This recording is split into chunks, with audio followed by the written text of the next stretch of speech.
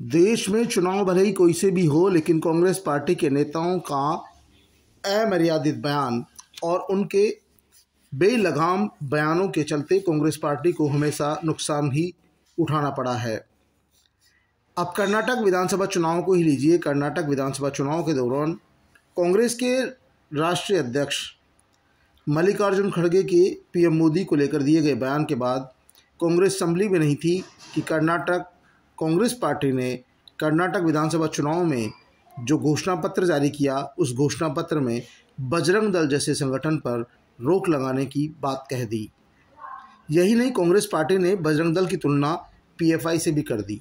बस फिर क्या था, देश भर में बजरंग दल के कार्यकर्ताओं ने उग्र प्रदर्शन किया। जगह जगह उग्र प्रदर्शन के दौरान वे कांग्रेस कार्यालयों में भी घुस गए, कांग्रेस कार्यालयों में तोड़फोड़ भी की। माना जा सकता है कि बजरंग दल के कुछ कार्यकर्ता कभी उत्पात करते हों और कई बार अमर्यादित काम भी करते होंगे, लेकिन बजरंग दल को किसी भी तरह से देशद्रोही संगठन या राष्ट्रद्रोही संगठन कहना सरासर गलत होगा। और बजरंग दल एक ऐसा संगठन है जो हिंदुत्व की बात जरूर करता है, लेकिन बजरंग दल में जुड़े हुए लोग राष्ट्र तोड़ने या देश को तोड़ने की बात कभी नहीं करते। और यही कारण है कि जैसे ही कांग्रेस पार्टी ने अपने चुनावी घोषणा पत्र में इस बात का ऐलान किया, पूरे देश में बजरंग दल के कार्यकर्ता, भाजपा के कार्यकर्ता, विश्व हिंदू परिषद के कार्यकर्ता, आरएसएस के कार्यकर्ता एकजुट हो गए और बजरंग दल पर रोक को सीधा बजरंग बली के अपमान से जोड़ दिया। खुद देश के पीएम नरेंद्र मोदी ने बार बार कहा कि यह बजरंग बली को रोकने जैसा है। पहले इन्होंने भगवान श्री राम को ताले में रखा, अब ये बजरंग बली को ताले में रखना चाहते हैं। इनको सबक सिखाएं। आखिरकार इतनी बड़ी गलती कांग्रेस के थिंक टैंक के द्वारा कैसे हो गई, समझ से परे है। यही नहीं, राजस्थान में भी कुछ नेताओं ने कह दिया कि कर्नाटक और राजस्थान में एक जैसी हालात है और यदि कर्नाटक में बजरंग दल पर बैन लग सकता है तो राजस्थान में भी लग सकता है। हालांकि इस बयान को लेकर कांग्रेस पार्टी ने या मुख्यमंत्री अशोक गहलोत ने किसी तरह की पुष्टि नहीं की है, लेकिन गोविंद मेघवाल जो मंत्री हैं उन्होंने कहा कि हो सकता है। लेकिन उनके इस हो सकते वाले बयान पर ही भाजपा, वीएचपी और बजरंग दल वालों को और साथ ही संघ परिवार को कांग्रेस पार्टी पर हमला बोलने का मौका मिल गया और भाजपा नेताओं ने ये प्रचारित किया कि ये कांग्रेस की तुष्टीकरण की नीति है और कांग्रेस पार्टी हिंदुओं को दबा के रखना चाहती है, हिंदुओं को दबाना चाहती है। अब बजरंग दल पर बैन की बात कर रही है, जबकि हकीकत में बजरंग दल आरएसएस, विश्व हिंदू परिषद की तरह ही एक संगठन है, सांस्कृतिक संगठन है, धार्मिक संगठन है जो धर्म की बात करता है, धर्म रक्षा की बात करता है। लेकिन इसके कार्यकर्ता कभी देशद्रोह की बात नहीं करते, विद्रोह की बात नहीं करते, देश को नुकसान करने की बात नहीं करते। इसकी तुलना पीएफआई से भी करना गलत होगा। लेकिन कांग्रेस नेताओं को तो बस अपनी बयान जारी करने हैं, भले ही उसका परिणाम कुछ भी हो। कर्नाटक में कांग्रेस पार्टी को बजरंग दल पर बैन लगाने की बात करने से भारी नुकसान का सामना करना पड़ेगा। राजस्थान में भी यदि इन्होंने समय रहते कमान नहीं संभाली और बेतुके बयानों पर रोक नहीं लगाई तो इसका खामियाजा आने वाले समय में भुगतना पड़ेगा।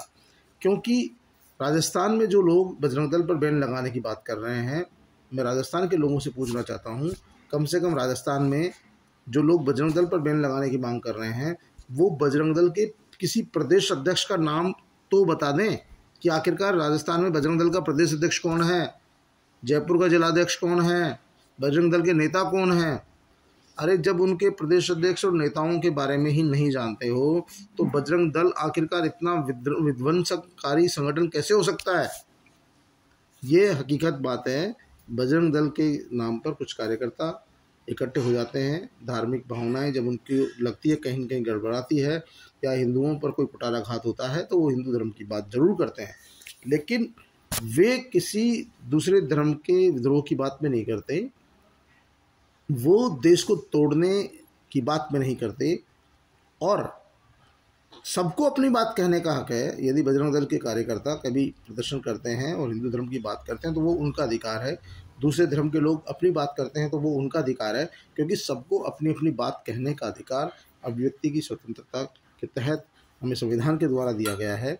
उसको लेकर किसी भी तरह की नेताओं को बयानबाजी करने से पूर्व सोचना होगा क्योंकि बजरंग दल पर बैन लगाने की बात कहने वाली कांग्रेस पार्टी को कर्नाटक में भी इस बयान के कारण भारी नुकसान का सामना करना पड़ेगा। और कांग्रेस के नेता यदि राजस्थान में भी इस बात को दोहराएंगे तो राजस्थान में भी बजरंग दल, हिंदू विश्व परिषद और आरएसएस पर जितनी बयानबाजी होगी उतना नुकसान का सामना कांग्रेस पार्टी को करना पड़ेगा। बजरंग दल के उत्पाती कार्यकर्ताओं के कई बार दलितों और इनके साथ मारपीट के वीडियो वायरल हुए हैं, उनकी इस तरह की घटनाएं सामने आई हैं। तो जिन लोगों ने ये कृत्य किया है उन पर एक्शन होना चाहिए, कार्रवाई होनी चाहिए। लेकिन बजरंग दल को बैन लगाने की बात करना या बजरंग दल को आतंकी संगठन कहना सरासर गलत होगा। और कहीं न कहीं कांग्रेस के नेताओं को जो इस तरह के बयानबाजी करते हैं नेता, क्योंकि पिछले कई चुनावों से देखा जा रहा है कि जब भी कांग्रेस पार्टी किसी स्टेट में चुनाव जीतने की कंडीशन में होती है तभी उनके नेताओं के इस तरह के बेतुके बयान आते हैं। और इन बेतुके बयानों को भाजपा संघ परिवार बहुत अच्छी तरह भुनाने की कोशिश करती है, भावनाओं के साथ खेलती है और उन भावनाओं को भड़का कर फिर वो उस जो वोट बैंक होता है उसको अपनी तरफ मोड़ने की कोशिश करती है। ऐसे में कांग्रेस पार्टी के नेताओं ने ही कांग्रेस को हराने की साई ले रखी है, इसमें कोई दो राय बात नहीं है। खुद कांग्रेस के राष्ट्रीय अध्यक्ष खड़गे कई बार ऐसी भाषा का उपयोग करते हैं जिस भाषा का खामियाजा कांग्रेस पार्टी को भुगतना पड़ रहा है, कांग्रेस के नेताओं को भुगतना पड़ रहा है। जब खड़गे खुद इस तरह की बयानबाजी बोलते हैं, इस तरह की भाषा बोलते हैं, तो उनके जो नेता है दूसरे उनको फॉलो करते हैं और जब उनको फॉलो करते हैं तो उसका नुकसान कांग्रेस पार्टी को उठाना पड़ता है। अब राजस्थान में भी गोविंद मेघवाल को ये बयान देने की ज़रूरत नहीं थी, लेकिन उनका बड़बोलापन, किसी न किसी तरह मीडिया में आने का प्रयास, किसी न किसी तरह सुर्खियों में बने रहने का प्रयास, या हर बात पर अपनी बात कहने का जो उनका नज़रिया है वो पार्टी के लिए घातक सिद्ध हो गया। हो सकता है खुद तो चुनाव हारे, दूसरों को भी चुनाव हराने की बात कर दें, क्योंकि उनके एक बयान से कांग्रेस पार्टी को बड़ा नुकसान इसमें हो सकता है। ऐसी स्थिति में कांग्रेस पार्टी को चाहिए कि वो अपने नेताओं के इस बड़बोलेपन पर रोक लगाए, कम से कम बयानबाजी सोच समझ कर की जाए।